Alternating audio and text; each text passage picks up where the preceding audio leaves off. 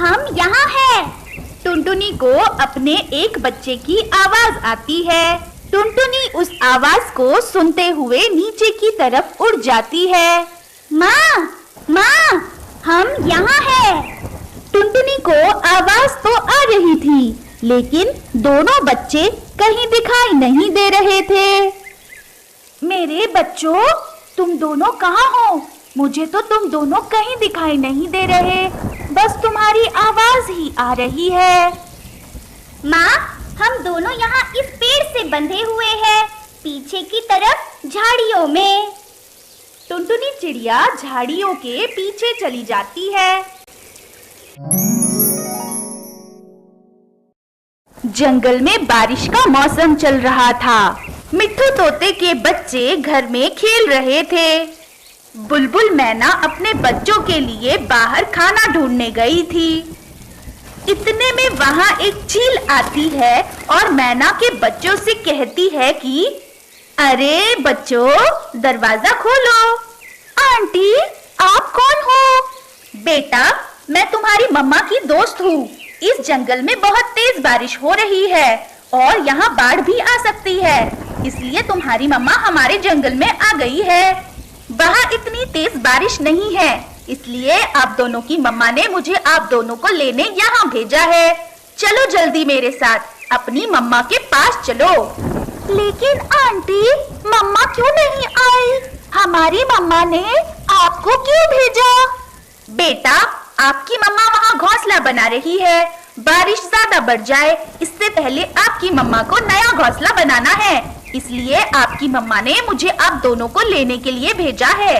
चील मैना के बच्चों से बात कर ही रही थी कि बुलबुल मैना वापस आ जाती है।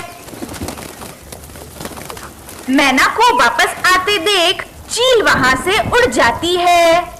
बच्चों, मेरे प्यारे बच्चों, दरवाजा खोलो। देखो, आपकी मम्मा आपके लिए खाना लेकर आई है।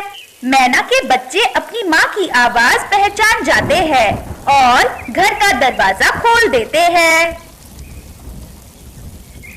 दोनों बच्चे अपनी माँ को सब कुछ बताते हैं। बाप रे, अगर मैं सही वक्त पर नहीं आती तो वो चील तो आज मेरे दोनों बच्चों को मार ही डालती। मैना ऐसा सोच ही रही थी कि बाहर से टुनटुनी चिड़िया की आवाज आती है। बुलबुल मैना, अरे ओ बुलबुल मैना। मैना जल्दी से दरवाजा खोलती है। क्या हुआ टुनटुनी बहन, इतनी परेशान क्यों हो? बुलबुल बहन, क्या आपने मेरे बच्चों को देखा है?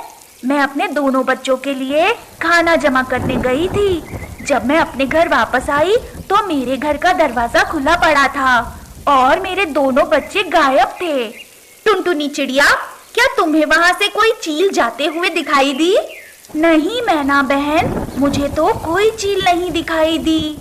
बुलबुल मैना टुनटुनी को उसके बच्चों के साथ जो भी उस चील ने किया वो सारी बात बताती है। हे भगवान, अब तक तो मेरे बच्चे मर चुके होंगे।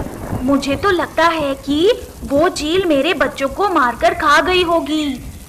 टुनटुनी, अभी भी वो चील ज्यादा दूर नहीं गई होगी। मुझे तो लगता है कि तुम अपने बच्चों को अभी भी बचा सकती हो। लेकिन मैं उस चील को कहाँ ढूंढूंगी मैना बहन? टुनटुनी बहन, आप बादल भाइयों से पूछकर देखो, वो तो पूरे जंगल में घूमते रहते हैं। बादल भाई आपको बता सकते हैं कि चील आपके बच्चों को कहाँ लेकर गई होगी। अगर मैं भी आपके साथ आई तो क्या पता मेरे बच्चों को अकेला देखकर कोई और चील मेरे बच्चों पर फिर से कोई हमला ना कर दे। ठीक है मैना बहन, मैं बादल भाई से पूछने जाती हूँ। टुनटुनी चिड़िया उड़ते उड़ते बादलों के पास चली जाती है। बादल भाई, क्या आपने किसी चील को मेरे बच्चों को लेकर जाते हुए देखा है? नहीं तो, मैंने तो किसी भी चील को किसी भी पक्षी के बच्चों को ले जाते हुए नहीं देखा है। बादल की बात सुनकर टुनटुनी निराश होकर वापस अपने घर जा रही थी। माँ, माँ, हम यहाँ हैं। टुनटुनी को अपने एक बच्चे की आवाज आती है। टुनटुनी उस आवाज को सुनते हुए नीचे की तरफ उड़ जाती है। माँ, माँ, हम यहाँ हैं। टुनटुनी को आवाज तो आ रही थी, लेकिन दोनों बच्चे कहीं दिखाई नहीं दे रहे थे। मेरे बच्चों, तुम दोनों कहाँ हो? मुझे तो तुम दोनों कहीं दिखाई नहीं दे रहे, बस तुम्हारी आवाज ही आ रही है। माँ, हम दोनों यहाँ इस पेड़ से बंधे हुए हैं, पीछे की तरफ झाड़ियों में। टुनटुनी चिड़िया झाड़ियों के पीछे चली जाती है। बच्चों, तुम दोनों को यहाँ किसने बांधा? मैं जल्दी से तुम्हारी रस्सी खोल देती हूँ। हम सब यहाँ से जल्दी से भाग चलते हैं। लेकिन माँ, हम दोनों को तो उड़ना नहीं आता। अरे हाँ, तो एक काम करो मेरे बच्चों, हम सब यहाँ पास में ही झाड़ियों के अंदर छुप जाते हैं। तब तक मैं सोचती हूँ कि तुम दोनों को घर कैसे ले जाऊँ। माँ, यहाँ से जल्दी से चलो, अगर वो दुष्ट चील आ गई तो हम में से किसी को नहीं छोड़ेगी। हाँ बच्चों, जल्दी चलो, हम जल्दी से किसी सुरक्षित जगह पर जाकर छुप जाते हैं। टुनटुनी अपने बच्चों को एक सुरक्षित जगह पर ले जाती है। बच्चों, उस चील ने तुम्हें यहाँ कैसे लाया?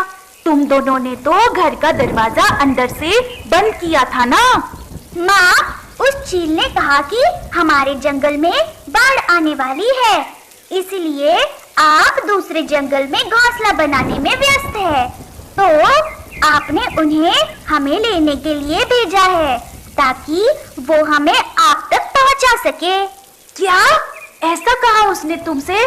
शायद ये वही चील है जिसने बुलबुल मैना के बच्चों को भी पकड़ने की कोशिश की थी। थोड़ी देर में चील उसी जगह पर मोर के एक बच्चे को भी लेकर आती है। पेड़ की रस्सी खुली देखकर और चिड़िया के दोनों बच्चों को गायब देखकर चील को बहुत गुस्सा आता है। देखो माँ, वो वही चील है जिसने अभी वहाँ मोर का बच्चा लाया है। शायद वो हमें वहाँ ना देखकर गुस्सा हो रही है। ये उल्लू का पट्टा आज जरूर मेरा शिकार बनेगा। इसे इन पक्षियों के बच्चों की निगरानी करने के लिए बोला था और ये पता नहीं कहाँ गायब हो गया। चील मोर के बच्चे को वापस पेड़ से बांध देती है और उल्लू को ढूंढने के लिए वापस वहाँ से उड़ जाती है। थोड़ा ऊपर उड़ने के बाद चील को दिखता है कि उल्लू तो पेड़ पर आराम से अपने घोंसले के अंदर मजे से सो रहा था। उठ जा उल्लू के पट्टे, वरना सबसे पहले मैं तुझे ही मारकर खाऊंगी। उल्लू बेचारा डर कर उठ जाता है। तुझे बोला था उन चिड़िया के बच्चों पर नजर रखने के लिए, और तू यहाँ घोड़े बेचकर सो रहा है। देख, उन चिड़िया के बच्चों को कोई छुड़ाकर ले गया। मालकिन, माफ करना, मुझे लगा कि यहाँ कौन ही आएगा, और अगर आया भी तो उसकी आवाज से मैं उठ ही जाऊंगा। और जहाँ आपने उन बच्चों को बांध कर रखा है वो जगह तो यहाँ से साफ साफ दिखाई देती है, लेकिन मेरी गहरी नींद लग गई मालकिन। माफ करना मालकिन, आगे से ऐसी गलती नहीं होगी, मुझे इस बार माफ कर दीजिए मालकिन। उल्लू के पट्टे, अब उस मोर के बच्चे पर अच्छे से नजर रख। अगर वो भी गायब हुआ तो मेरा अगला शिकार तू ही होगा। नहीं मालकिन, इस बार मैं अच्छे से ध्यान रखूंगा। माँ, शायद ये चील पक्षियों के बच्चों को यहाँ लाकर एक साथ शिकार करके ताजा ताजा मांस खाना चाहती है। हाँ बच्चों, लेकिन अभी मुझे कोई तरकीब सोचनी होगी इन सभी बच्चों को बचाने की। तुम दोनों यहीं रुको, यहाँ से बाहर बिल्कुल भी मत निकलना। मैं थोड़ी देर में वापस आऊंगी। ठीक है माँ। टुनटुनी चिड़िया वहाँ से उड़ जाती है। वो बुलबुल मैना के घर जाकर बुलबुल मैना को सारी बात बताती है। टुनटुनी बहन, अगर ऐसा ही चलता रहा तो ऐसे तो जंगल के सभी पक्षियों के बच्चे मारे जाएंगे। हाँ मैना बहन, लेकिन मेरे दिमाग में इस समस्या से बाहर निकलने के लिए एक योजना है। टुनटुनी पूरी योजना मैना को समझाती है। बच्चों, तुम यही रुको, और जब तक मम्मा ना आए बिल्कुल भी दरवाजा मत खोलना। ठीक है मम्मा। बुलबुल मैना और टुनटुनी वहाँ से निकल जाते हैं और वो दोनों मुनमुन चिड़िया के पास चले जाते हैं। टुनटुनी और मैना मुनमुन चिड़िया को वहाँ लेकर जाते हैं जहाँ चील ने मोर के बच्चे को बांध कर रखा था। उल्लू भी वहाँ पहरेदारी कर रहा था। मुनमुन चिड़िया ने एक तीर निकाला और उल्लू की तरफ निशाना साधकर तीर को कमान से छोड़ दिया। उल्लू घायल होकर नीचे गिर गया। अरे मैं तो मर गया, चाहे वो चील मुझे खाए या नहीं, मेरी मौत तो आज निश्चित ही है। ये तीर किसने चलाया मुझ पर? उल्लू तड़पते तड़पते मर जाता है। थोड़ी देर बाद चील वहां आती है। उल्लू को मरा देखकर चील डर जाती है। इस उल्लू पर तीर किसने चलाया होगा? इससे पहले कि मेरा भी यही हाल हो, मैं यहाँ से निकल जाती हूँ।